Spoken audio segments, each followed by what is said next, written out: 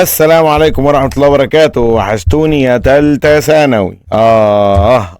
نص الطريق في الأورجانيك ونهاية الأوبن تشين هيدروكربون. آخر حاجة عندنا عن الأوبن تشين هيدروكربونز هنتكلم عن الألكاينز الجنرال فورمولا ليهم CnH2n-2، علما بأن النمبر اوف كربون اللي هو الN يكون more than or equal to. ليه؟ علشان هم البيرنت ممبر ليهم، العضو الاب ليهم هو الايثاين او المعروف بالاسيتيلين، وعشان كده يطلق على الالكاينز اسم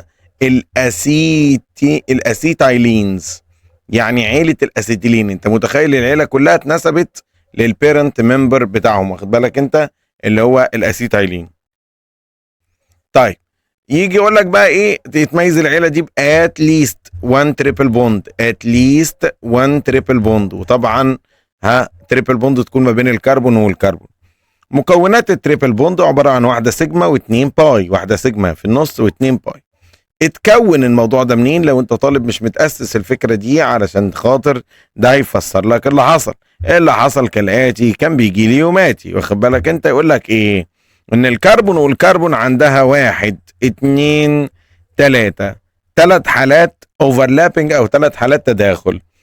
هايبريد اوربيتالز، اوربيتالات مهجنه من نوع اسمه اس بي، هيد تو هيد، وده اللي بنسميه سيجما، ودي اللي بتكون سترونج. اما بيكون عندنا واحده باي فوق واحده باي تحت، يعني باي ما بين البي واي والبي واي، وباي كمان ما بين البي زد والبي زد. عندنا سيجما ما بين الكربون والهيدروجين، وعندنا سيجما ما بين الكربون والهيدروجين. فهنلاحظ ان توتال الموليكيول عنده 3 سيجما و2 باي. لكن عموما احنا هنتكلم عن عيله كامله اللي هي هومولوجيس سيريز، سلسله متجانسه. دول هومولوجيس سيريز سيميلار في الجنرال فورمولا، مختلفين بس في النمبر اوف اتومز. الايثاين او الاسيتيلين الC2H2، واخد بالك انت، بنسمي العيله دي ازاي؟ نمسك اول حاجه نتكلم عن النومنكليتشر، علم التسميه بتاعهم. لما نيجي نتكلم عن النومنكليتشر بتاعتهم، خد بالك انها النومنكليتشر بتاعتهم، عمليه التسميه، بتكتسب نفس الصفات، يعني ما عندهاش اضافات جديده، غير انك هتقول بدل ان هتقول اين، بدل ان هتقول ايه؟ اين. اما ايلين دي فدي لعبه المحترفين، خليك منها دلوقتي. بدل ان هتقول اين، هتتبع نفس الخطوات اللي قلناها واللي مهمه واللي لازم تبقى عارفها واللي لازم نتكلم فيها، وهي انك تختار اللونجست تشين. اختيار اللونجست تشين بشرط انك تاخد معاك تريبل بوند. كم مره هتختار اللونجست تشين؟ بشرط ان يكون معاك تريبل بوند. هتنمبر، هترقم. الترقيم ملوش دعوه بالبدايه والنهايه اللي اخترتها من اللونجست تشين. النمبر هيكون from the nearest to الايه؟ التريبل بوند اللي هي الانساتوريتد بوند. عيله الاين، خد بالك من اللقطه اللي جايه دي، هنبدل كلمه ان بكلمه ايه؟ بكلمه اين، بكلمه ان بكلمه ايه؟ اين. ركز اللقطه دي خلاص. فبالتالي اخرهم الواي ان اي، وده دليل على انهم unsaturated، غير مشبعين. قلنا عليهم عيله مفجوعين. يعني ايه عيله مفجوعين؟ ويعني يا عم ركز بس معايا بقى، يا عم ركز بقى، زهق تاني. عيلة الاسيتيلينز هي عيلة مفجوعين، يعني لما هنيجي ندرس الرياكشنز بتاعتهم هنقول بيروحوا للبوفيه مرتين، وكل مرة ياكلوا طبقين. عندهم نقطتين ضعف عندهم المكان ده، شايفين اهو معايا، شايفين الباي دي؟ عندهم الباي دي هتتضرب وتتكسر، وعندهم الباي دي كمان هتتضرب وتتكسر، يبقى دي هتخرج بره ودي هتخرج بره. لما تتكسر هيفضل، بص بقى، هيفضل كام مكان. لما الباي بوند تتكسر قلنا بوند يمين وبوند شمال، يعني هتركب واحد على الاوربيتال ده واحد على الاوربيتال ده. كمان مره لما تكسر الشرطه دي اللي هي شكلها شرطه، لما بتتكسر الشرطه دي بتفتح مكان فاضي يمين ومكان فاضي شمال، عشان كده هي هتقبل هنا تعمل اديشن، اضافه لتو اتومز. ولما تكسر الباي دي برضه يبقى عندك اتوم يمين واتوم شمال، فبرضه هتقدر تعمل اديشن لتو اتومز. يعني الموليكيول الواحد تقدر تعمل له اديشن لفور اتومز. كمان مرة الموليكيول الواحد تقدر تعمل له اديشن لفور اتومز. شفنا في المرة دي سؤال الارينج، يعني arrange according to chemical activity. arrange according to chemical activity. رتب لي حسب الكيميكال اكتيفيتي. خد بالك بما اننا خلاص في نهاية عيلة الهيدروكربونز، فاحنا هنقول ان عيلة الكان اللي اخرهم ايه؟ ان اي، less active اقل في الاكتيفيتي. قلنا عليهم less active اقل في الاكتيفيتي. في نفس الوقت هم more stable اكتر في الاستابيليتي. يبقى هم اقل في الاكتيفيتي لكن اكتر في الاستابيليتي من عيله ان، اللي هم اقل من حيث الاكتيفيتي من عيله اين، واكتر في الاستابيليتي من عيله اين. يبقى ان more stable than in، وده بيخليهم less chemically active more stable than اين. يعني لو قال لك اكتيفيتي ترتبها له كده. ممكن يجيبها لك جنرال فورمولا يا حبيبي ويجيب لك CnH2n plus 2 less active than CnH2n less active than CnH2n minus 2. او يجيبها لك molecular formula يا حبيبي فيجيب لك C2H6 less active than C2H4 less active than C2H2. يعني هنا يا حبيب قلب المستر يقدر يلعبك بكل الطرق المتاحة. كمان وانا بحل معاك خلاص انا وريتك خدعة، او مش عارف اقولها لك هي خدعة ولا هو شكل جديد كان المفروض انت تكون على علم بيه. والله الموضوع محير سيكا بس مش مشكلة، احنا ماشيين مع بعض. وهو شكل الموليكيول اللي بالطريقة دي. يعني كان عندنا سؤال نومنكليتشر، سؤال في علم الايه، في علم التسمية، سؤال لما جينا نحل النومنكليتشر الاكزامبل ده بالذات برضو من الحاجات اللي تشد انتباهنا كويس قوي. ادي تريبل بوند، ادي مكان التريبل بوند اهو يا جماعه مركزين. طيب دلوقتي انا مطلوب مني رايت ذا ايوباك نيم، اكتب لي الايوباك نيم. واخد بالك انت رايت ذا ايه، ذا ايوباك نيم. طب ماشي حاضر، اكتب لك يا سيدي اسم الايوباك كما تريد انت وانا اكتبه لحضرتك. اسم الايوباك قال لك اختار الاول اللونجست تشين. فبص بقى هنا دول 2 كربون، واحنا قايلين قبل كده لو جات لك حاله زي دي في البدايه معناها انها CH2 كونكتد ب CH3 عشان عينيك ما تخدعكش، يعني دول 2 كربون خلاص. فاوكي قررنا لا الكمين ده مش هيقع عليا يا مستر، ده انا شبح قوي. وجينا هنا عند النقطه دي لقينا طالب يقول لك لو كملنا على طول زي لو نزلنا تحت. اقول له هنا بقى لا يا حبيبي، لا يا بابا، لا يا عم، ولا يا امور، مش زيها. ليه يا مستر؟ ما دي سي واحده ودي سي واحده. اقول لك تمام، بس انت لما تنزل تحت هنا يبقى معاك برانش تاني. شايف في برانش هنا، لو انت خدت السكه دي مش هتعرف تسمي ده، مش هتعرف اسمه ايه. فانت محتاج تاخد دي لازم اجباري. يبقى انت هتبدا كده، مش مهم بقى انت ده مش نقطه الترقيم. انا بقول بس الاول احنا لو ابتدينا من هنا فاحنا هناخد 2 كربون عشان دي واحده بس كربون، لكن دول 2. ادي اول كمين كان متحضر في السؤال ده. تاني حاجه متحضره في السؤال ده هو انك لما توصل عند الكربون دي كان عندك اختيار تاخد كربون واحده اهي او كربون واحده اهي، بس الكربون دي معاها CL والكربون دي من غير CL. انا اعرف اسمي دي واقول عليها ميثايل، لكن مش هعرف اسمي دي واخد بالك انت على انها كلها على بعضها برانش. نيجي بعد كده للترقيم. اي محاوله منك هتبقى عباره عن هزي واخد بالك انت، هبد معنوي يعني خلاص. نيجي بعد كده للترقيم فهنرقم للاقرب للتريبل بوند. فنقول 1 2 3 4 5 6 7. اوعى تنسى ان دول 2 7. لما نيجي نقول الحروف قلت لك عشان انت عيل غلبان واخد بالك انت اكتب اسماء البرانشز اللي عندك. عندك برومو، وعندك ايودو، وعندك ميثايل، وعندك ميثايل تانية. ادي ميثايل ادي ميثايل، البرانش اللي تعديه جمعه وغطيه خلاص كده. وعندك هنا ايه، كلورو، كلورو. يبقى BCIM تقول ارقامهم بالترتيب BCIM. فنقول ايه؟ فنقول بسم الله الرحمن الرحيم. اول حاجه هنقول 5 برومو. اول حاجه هنكتبها هي 5 برومو. حلو. وايه؟ و1 كلورو. هيقول لي قلنا ال5 قبل ال1 يا ابني، قلنا البي قبل السي. ما تصحى بقى، هو انت مش مذاكر الكان والكين وداخلين على الحصه دي على طول؟ 5 برومو، 1 كلورو، 2 ايودو، 2 و5. بص بقى دي 2 و5 داي ميثايل 3 هي ما بين 3 وال4. 3 هيبتاين. 3 ايه؟ هيبتاين، واخد بالك انت، ولا كانك بتسمي تعويذه. 5 برومو 1 كلورو، خد بالك ادي اللي كانت متحضره المقلب اهو، 1 كلورو. 2 و5 داي ميثايل، سوري نسينا نقول 2 ايودو الاول وبعد كده 2 و5 داي ميثايل. طب يا مستر ما 5 و2 شغال، 5 و2 يا حبيبي، 1 و2 زي 2 1.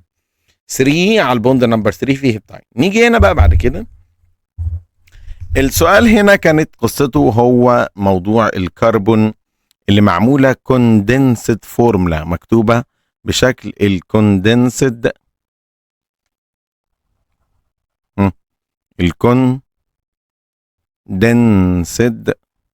فورمولا. لما تجي لك كوندنسد فورمولا زي دي نرسمها CH3 من هنا سي، تريبل بوند سي. لاحظ بقى حركه الدوت وخدعتها وحركه البراكت وخدعته. بص يا سيدي الفاضل، دي مش دوت، هو يقصد يقول لك ان هيحصل دلوقتي بدايه كوندنسد فورمولا. دايما كنت اقول لك انت لسه في اول الاورجانيك، امشي تاتا تاتا، انت لسه بتتعلم تاتا تاتا. فبص كده 1 2 3، يبقى البوند دي فاضل لها بوند واحده، فمستحيل الكربون دي تكون كونكتد بحاجه غير كربون كمان. طب الكربون دي اتاخد بوند منها، شايف دي الدوت دي، شايف عباره عن بوند اهي. بعد كده عندك اتش وسي اتش 3 اول باي 2، هترقمها ازاي؟ سهله، سي واخده الاتش اوريدي صح، ادي بوند يمين وبوند ايه؟ شمال. يبقى فاضل لها كام بوند يا سيدي؟ 2.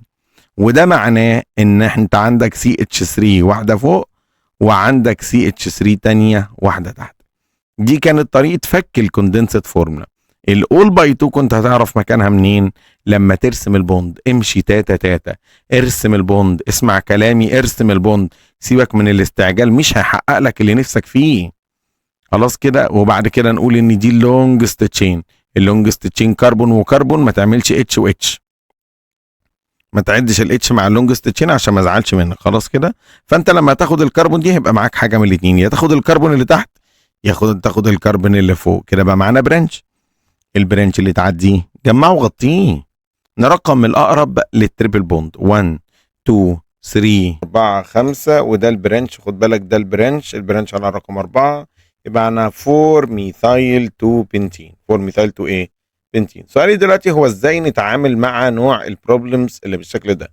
يا جماعه 100 مره اقول لكم اساس البروبلمز اللي بتتكلم عن الموليكولار ماس هي 14N، الاساس 14N. لو قال لك ان قول له 14N بلس 2 ايكوال المولار ماس. لو قال لك ان قول له 14N بس ايكوال المولار ماس. لو قال لك اين قول له 14N ماينس 2 ايكوال المولار ماس. واضحه والله يا جماعه، هم كلهم 14N لان اساس الفكره هي CN H2N. واخد بالك انت، بما ان ده الكاين هتبقى ماينس 2، هتبقى ماينس ايه؟ هتبقى ماينس 2 ايكوال 54، ايكوال 54. هنعدي الايكوال نغير الساين، هنوديها الناحيه الثانيه، فهنودي الماينس 2 تروح هناك تبقى بلس 2. وده معناه ان انا بص ركز، CN يعني 14N، سوري 12N بلس 2HN يعني 2N. فللناس اللي بتتلخبط في التجميعه دي وحاساها عاملاها زحمه يا جماعه، بقول لحضرتك هي 14N. اي سؤال مولر ماس 14N هتبقى 54 ماينس 2 تروح الناحيه الثانيه بلس 2 تبقى 56. من هنا عرفنا ان ال 14N ايكوال 56، يبقى ال N الواحده ايكوال 56 ديفايد 2، فتطلع ال N ايكوال ديفايد 14 فتطلع ال N ب 4. اذا عرفنا ان ال N ب 4 وده الكاين هتبقى C4 HN H2N يعني 2 تايم 4 ب 8 ماينس 2 تبقى 6. ارسم لي بقى C4 H6 لانه عايز البوسيبل كده. يبقى انا كده جبت الموليكولار فورمولا، دي اسمها موليكولار فورمولا. هو عايز البوسيبل ستراكشرال فورمولا، كل الصيغ المتوقع عليها. فانهم قايلين له 1 2 3 4. خد بالك انت يا معلم، واخد بالي يا مستر. تريبل بوند يبقى 1 2 3، شايف مكانها يا واد؟ شاطر. دي معاها 3 يبقى بوند واحده، دي معاها 4 مش ناقصها حاجه، دي ناقصها 2، دي ناقصها 3. عد البوند ترتاح في حياتك. نيجي بعد كده اقول لك انا ممكن اقوم اعملها كده سي سي سي سي، شايفتها كده يا مستر، واجيب التريبل بوند ما بين الثانيه والثالثه. بص يا واد مكان التريبل بوند يا واد، بص اخوك بيعمل ايه يا واد. خلاص كده، فبقى دي 4 ودي 4 ملهاش، وادي ال6 هيدروجين التاني. قد ياتينا طالب ويقول لك انا هاخد بقى اللي على الطرف دي ارفعها فوق على البرانش. مفيش هندسه، مش هينفع. مش هينفع لانك لو حاولت ترفعها فوق، يعني لو قررت تعمل هذه الحركه الملوثه وتقول سي تريبل بوند سي واحط فوق برانش زي سي اتش 3، هلطم انا على وشي واقول لك يا لهوي، وهتوصل بيها سي اتش 3 ازاي؟ تعملها لي كده؟ بص على الكربون دي، بص على الكربون، بيقول لي بص بص بص بص بص بص بص، اللا مخ اللا وعي اللا تفكير. بص الكربون دي الواد عمل فيها ايه؟ 1 2 3 4 5، حط لي 5 كربون. يا لا هول ما حدث، يا لا هول ما حدث، حاطط 5 كربون علشان يحلها. فده كان حل النوع ده من الاسئله. هنخش بعد كده على البريبريشن وطريقه التحضير. قلنا طريقه التحضير هو ان احنا بنحط الكالسيوم كاربايد ونحط له ووتر دروبس، انا اسف في المثل، هتفها ترج وتفرقع، واخد بالك انت، او المعروف بمدفع رمضان، مدفع الكربون في المناطق الشعبيه. خلاص كده بعد غلو الصواريخ ومنعها اصبح الناس بيعملوا مش مدافع بقى بالكربون، بقى بيعملوا نووي بالكربون. الكالسيوم كاربايد هو كومباوند فيجرس يعني عنيف شديد العنف في الانفجار. فيجرس يعني عنيف شديد الانفجار، فانا يعني كومباوند قابل للتفجير، فخد بالك. عشان كده بيقول لك شرط انك تحط الووتر على شكل دروبس، حط الووتر على شكل نقط له. ليه بقى؟ زي ما احنا شايفين، نبص هنا ما بين الكالسيوم والكالسيوم، ما بين الكالسيوم والكربون والكالسيوم والكربون، زي ما انت شايف كده عندنا بوند من هنا وبوند من هنا. فماذا يحدث عزيزي الطالب؟ يحدث ايه؟ يحدث كسر للبوند.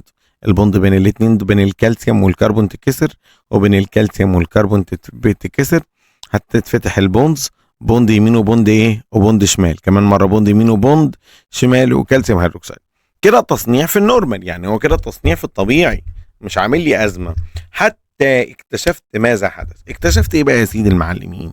بص يا سيدي الناس، اكتشفنا ان احنا لازم الجاس بروديوسد اللي هو الاسيتيلين ده، يعني نعمل له باس الاول على ايه؟ على كوبر سلفيت ودايليوتد سلفوريك اسيد. ليه بقى نعمل له باس عليهم؟ تو نيوتراليز اني اسيديك اور بيزك امبيوريتيز. فوجئنا ان الكالسيوم كاربايد بيبقى ميكسد، او الجاز وهو خارج الكالسيوم كاربايد بيكون فيه امبيوريتيز من سلفر وفوسفورس اس او بي، مع الدروبس والهيت اللي خرجت من الرياكشن بيقوم مطلع اسيتيلين. تمام، بس بيطلع كمان H2S و PH3، H2S و PH3، واللي انتماءاتهم من وجهه نظر الاسيديك والبيزك انتماءات مختلفه، واخد بالك انت. طيب فهنعمل ايه؟ هنقول لك خد بالك الرياكشن ده فيجورس عنيف، فانت محتاج حاجه تعمل ايه؟ تكنترول البرودكتس. تعمل ايه؟ تكنترول البرودكتس. انت ازاي مش فاهمها؟ تنيوتراليز، تهديها لك. تمام، عرفنا ان احنا طلعنا اسيتيلين، عرفنا يا عم موضوع الايثاين. الايثاين بقى زي ما انت شايف كده، لا ما تتخضش، اصل انا جمعت لك النوتس المره دي، اصل الموضوع فيه تفاصيل كده. هنيجي نتكلم على الكومباشن المره دي مش عادي، زي ما قلت لك كل مره خد بالك، او قلت لك في الحصه خد بالك، او لو ما فلحتش في الحلال ابقى علمتك حاجه تاني. حرق الاسيتيلين مختلف. الاسيتيلين حرقه ليه شكلين، في حرق انكمبليت وده بيطلع سموكي فليم، سبوكي يعني مخيف، سموكي فليم لهب مدخن اسود. يعني حتى لما تقرر تبقى حرامي لو مش فاهم كيمستري هتبقى حرامي فاشل.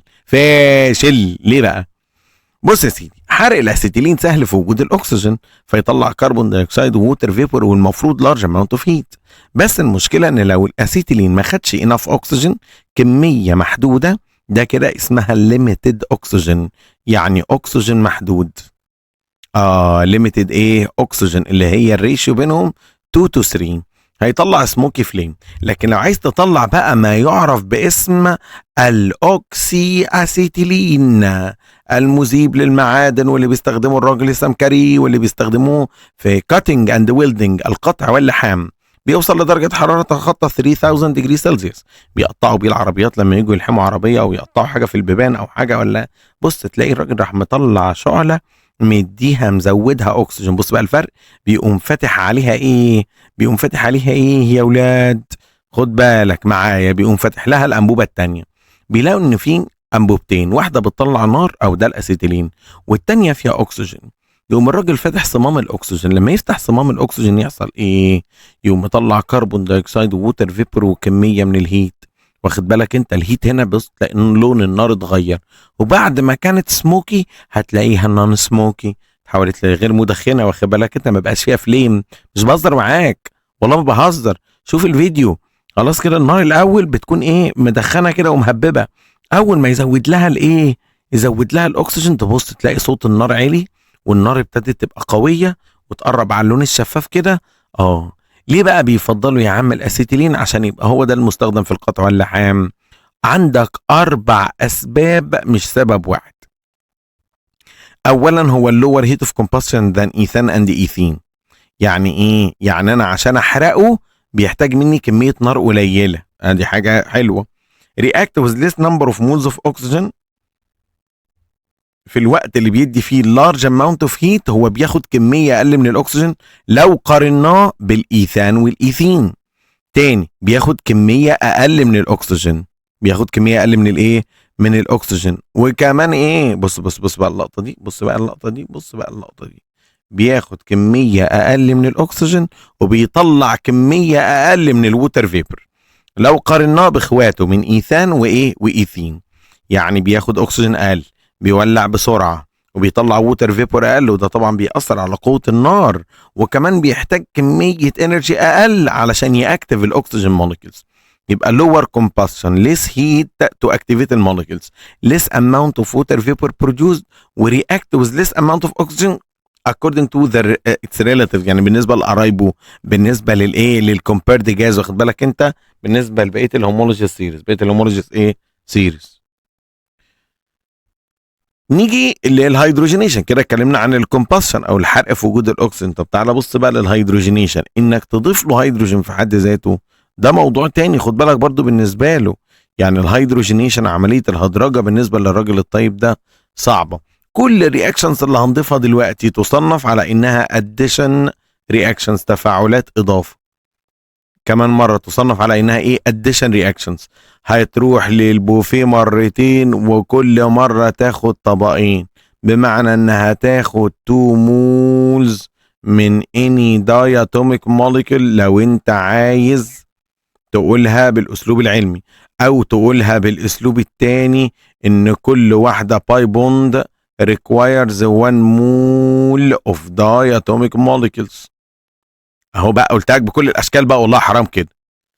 هتروح للبوفيه مرتين وكل مره تاخد طبقين، او هتكسر التريبل بوند باي فوق وباي تحت، فهتاخد بص الرياكشن، بص الرياكشن اهو مع ال H2. بص اللقطه دي مع ال H2 اهي C2H2 مع H2 ديفايدد نيكل من 150 ل 300 طلعت ايه ايثين. يبقى كانت ايثين بقت ايثين، والايثين بقت ايثان. يعني اتحولت لساتيوريتد. اتحولت لايه؟ لساتيوريتد. فاصحى لنفسك كده، اصحى لا غفلونا. هنيجي نمسك السي 2 اتش 2 يعني اجمالي. بص بقى خد بالك بقى من الرياكشن ده، او الرياكشن ده بص هيقابلنا في حالات نادره كده، على الرغم مش موجود في كتاب المدرسه، ان ممكن نعمل بارشل هيدروجينيشن في وجود الاكتيفيتد كربون والليد. بارشل هيدروجينيشن ونطلع سي 2 اتش 4.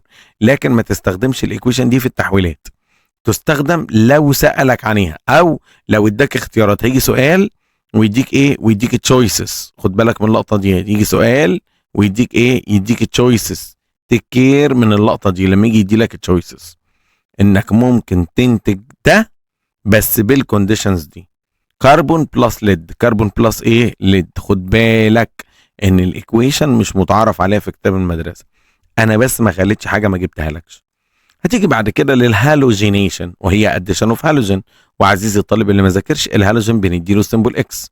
الهالوجينز هم جروب 7A: فلورين، كلورين، برومين، ايودين. ويجي الكتاب يقول لك ايه انا اسف يا فندم معلش، انا هحرمك من اوبشن الفلورين عشان عندها هاي الكترون افينيتي، ما بعرفش اتخلص، هاي الكترون نيجاتيفيتي ما بعرفش اتخلص منها. وانا اسف يا فندم، هنشيل الايودين من المنيو عشان كانت رياكت وذ ايودين اكسبت اندر سبيشال كونديشن، محتاج شروط خاصه. لا امال سبتني مين يا عم؟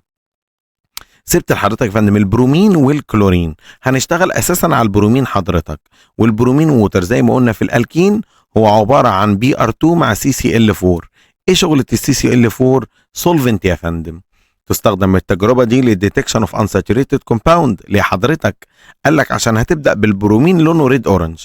لو الكومباوند اللي معاك في باي بوند اي باي بوند، فهيعمل رياكشن والكلر ديسابير. اي باي بوند يا ابني، اي باي بوند حضرتك. طب ما انا كده ما اقدرش استخدم الرياكشن ده. كانت ديفرنشيت الرياكشن ده ماله؟ كانت ديفرنشيت بتوين الكين اند ايه؟ اند الكاين. بص كويس، كانت ديفرنشيت ما يقدرش يفرق بين الالكين والايه؟ والالكاين. فعلا ركز في النوتس يا حبيبي، ركز في النوتس. عشان ايه؟ عشان تبقى حلو امور، عشان اقول عليك عسل كده. يلا يا بابا.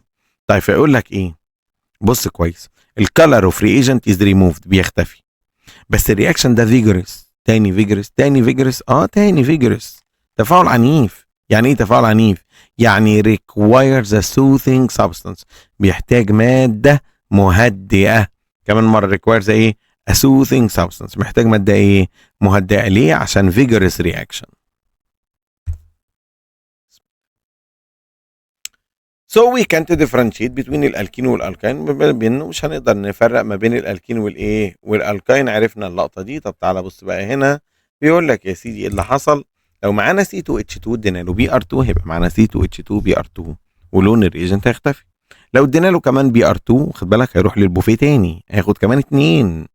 ركز انه خد 2 اتوم هنا اهم، ويرجع تاني ياخد 2 اتومز هنا اهم. حلو قوي. لحد كده الرياكشن يبان ان هو راجل طيب ولذيذ. وانا حابب اقول لك انه اوعى، لان معظم الاسئله جت تقول لك هو مين اللي هيطلع، 1 برومو ولا 1 2 برومو ولا 2 2 برومو. خد بالك لازم ترسم الموليكيول ستراكشرال فورمولا عشان خاطري. بالله عليك يا اخي خليك ماشي تاتا، اسمع كلامي تكسب. ارسم التريبل بوند، هتكسر الدبل بوند، بوند يمين وبوند شمال، بي ار وبي ار، 1 و2 داي برومو، 1 و2 داي برومو. بعد كده هنيجي تاني بي ار 2، هنكسر كمان دبل بوند، واحده يمين واحده شمال، واحده يمين واحده ايه؟ شمال، بي ار وبي ار. فبقت 1 1 2 2 داي برومو. كمان مره 1 1 2 2 داي سوري تترا برومو. تترا ايه؟ برومو ايثان. 1 1 2 2 تترا برومو ايثان. واخد بالك انت يا سيدي الناس؟ واخد بالك انت؟ الله يبارك لك حبيبي. طيب انا كده عملت ادنج ايه؟ لسيمتريك رياجنت. خد بالك سيمتريك يعني متماثل. انا سمعت فين الكلام ده؟ في ماركونيكوف يا حبيبي، في ماركونيكوف. ما هو جاي اهو. لما نيجي نعمل اديشن اوف هيدروجين هالايد في حاله الالكاينز، خد بالك بقى، ما بنطبقش ماركونيكوف على الخطوه الاولى في الطبق الاول، هنطبق ماركونيكوف في الطبق الثاني. في حاله زي دي هنطبق ماركونيكوف في الطبق الثاني. خد بالك من اللقطه دي. هنكسر الباي بوند، بوند يمين وبوند شمال، واحده هتاخد اتش والثانيه هتاخد بي ار. دي اليمين دي الشمال مش هتفرق معايا في الحاله دي. ممكن في البروباين تفرق، هنا في الايثاين ما فرقتش. ده الاكزامبل اللي اختاره كتاب المدرسه. هتلاقي كتب الواجبات والامتحانات بقى بتقول لك البروباين عشان تاخد بالك. هل احنا هنا في الحاله دي نتكلم عن دي، هنلاقي ان اتوم نمبر 1 زي اتوم نمبر 2. هل احنا هنا ينطبق عليه ماركونيكوف؟ لا، وي كانت ابلاي ماركونيكوف، لان الاتوم نمبر 1 زي الاتوم نمبر 2 عندهم نفس عدد الهيدروجين. بس في تاني خطوه نقدر نضيف ماركونيكوف، لان انا عندي ده بارشال بوزيتيف وده بارشال نيجاتيف. الغني يزداد غنى، نظريه الحياه. طن طن طن. الغني يزداد غنى والفقير يزداد فقرا.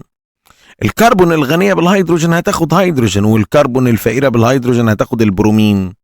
ففي الحاله دي البرومين هتروح على الكربون اتوم الثانيه اللي اوريدي فقيره، فنلاقي اللي هي هتبقى اولى بقى عشان البرانشز، فتبقى 1 1 داي برومو. ايه 1 1 داي برومو، نوت 1 و2 داي برومو زي ما حصل فوق. بص فوق 1 و2 داي برومو، بص تحت 1 1 داي برومو. ليه؟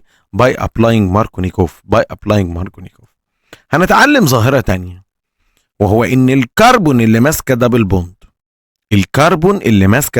بص الظاهرة دي، الكربون اللي ماسكة دبل بوند لو ارتبطت بأي بارشال نيجاتيف تشارج، ده شكل اسمه شكل الفينايل. هنا اسمه فينايل ببرومايد، يعني حسب ايه اللي موجود هنا، مين جوه البوكس. فهنا في بي ار يبقى برومايد، ده اسمه فينايل برومايد. فينايل ايه؟ برومايد. واللي بيتنطق في الايوباك سيستم 1، واخد بالك انت؟ في الايوباك هو 1 برومو ايثين، 1 برومو ايثين، ويعتبر اسيمتريك الكين في اللحظه دي. هو الكين غير متماثل. ليه؟ الكربونانايه دي معاها 2 اتش، والكربونانايه دي معاها اتش واحده. لا ما بعدش البي ار، عيب عليك، انا بعد على الاتش. البي ار ده راجل جاي يضيف، خد بالك انت، ده الاديشن، ده الاضافه. يبقى تاني الشكل ده اسمه فينايل، وهيقابلنا تاني دلوقتي. الشكل ده اسمه فينايل، شايفين اهو بينور اهو، شايفينه؟ الشكل ده اسمه ايه؟ فينايل. في ذا فينايل بروميد هيقابلنا دلوقتي في البورتال كي او مفتاح هاري بوتر. في الفيلم كان معاه بتاعه كده، اول ما يلمسها ينتقل من عالم لاخر. اعرفكم الالكاين، ويعتبر الالكاين بالنسبه لنا بورتال كي، ينقلك بين عوالم الاورجانيك. كمان مره بورتال كي ينقلك بين احداث الاورجانيك. ازاي؟ الالكاين نقدر نجيب الكان نحوله الكاين، والالكاين نقدر نرجعه الكين، ومن الالكين نقدر نرجعه الكان، والالكان نقدر نعمل منه سايكلو. يا راجل عملنا منه سايكلو يا جدع، واخد بالك؟ انت متخيل؟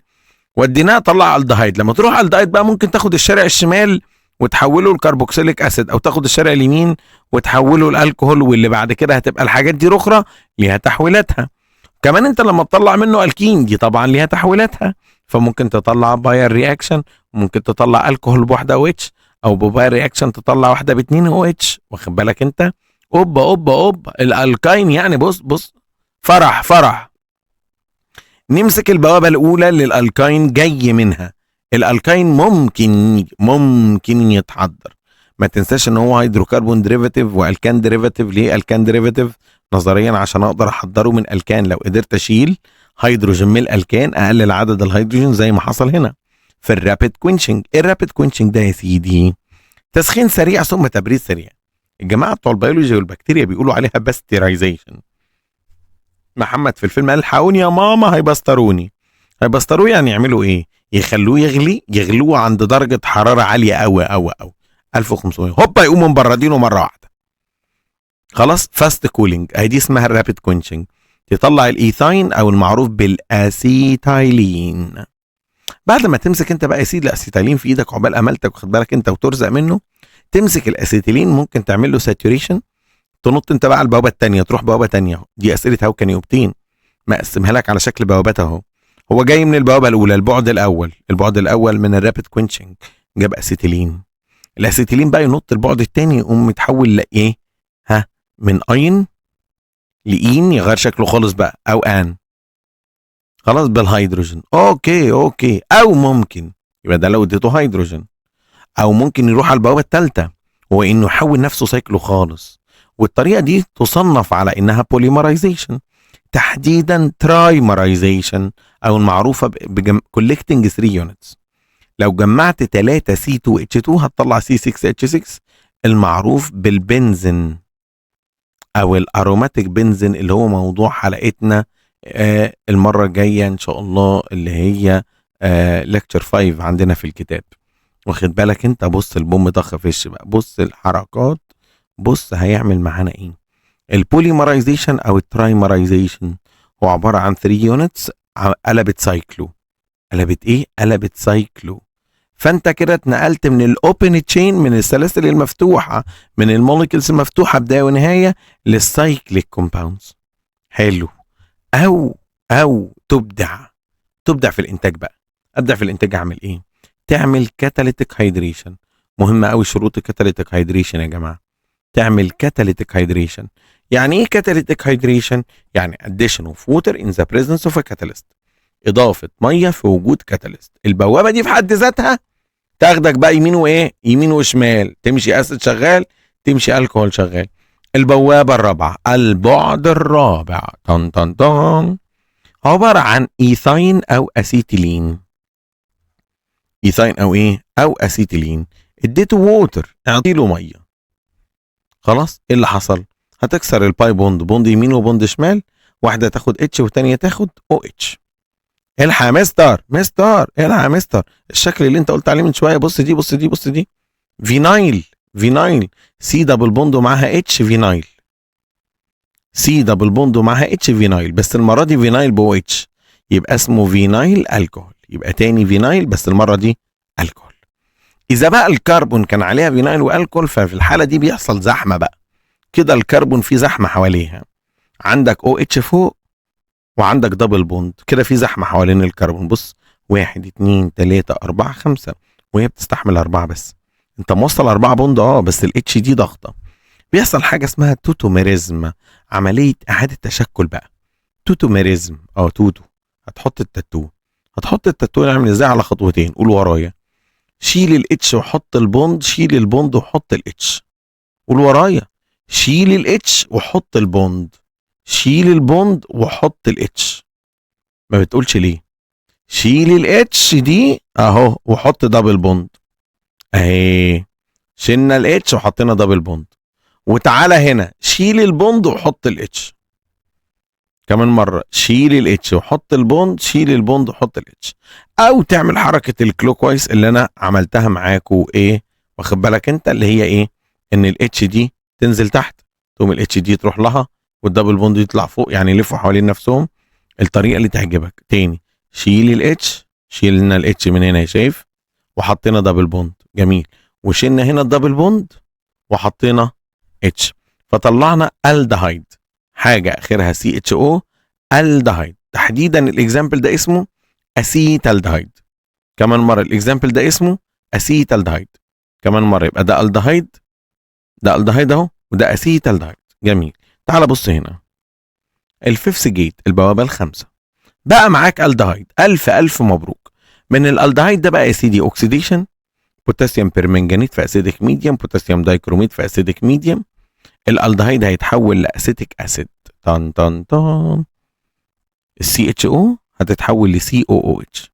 طب لو عملت له ريدكشن، يعني زودت له هيدروجين، طب ركز كده، بص ركز، بدل ما كانت سي اتش او خليتها سي اتش 2 او، وحطيت كمان اتش. بص الاثنين اتش اتحطوا فين؟ ركز كده، بص اتش اتضافت هنا واتش اتضافت هنا، اتش اتضافت هنا واتش اتضافت هنا، شايفهم اهو، انا بشاور هنا، بصوا كده، بصوا على دي، بصوا على دي، بصوا على دي، اتش اتضافت هنا واتش اتضافت هنا اهو، فبقت اتش 2 و OH اللي هي C2H5OH اللي هو ايثانول وايثايل الكحول. وبكده نقدر نقول الحته دي الف مبروك، باي باي اوبن تشين، وويلكم بالسايكليك. كان معاكم مستر اسلام الشبراوي، اشوفكم على خير في النص الثاني من الاورجانيك. الف مبروك. خلصت اهي يا عم نصها، ولا طلعت بعبع ولا بتخوف زي ما قالوا، وكلامنا اللي طلع صح، اللي يفهمها يلعب بيها. الى اللقاء.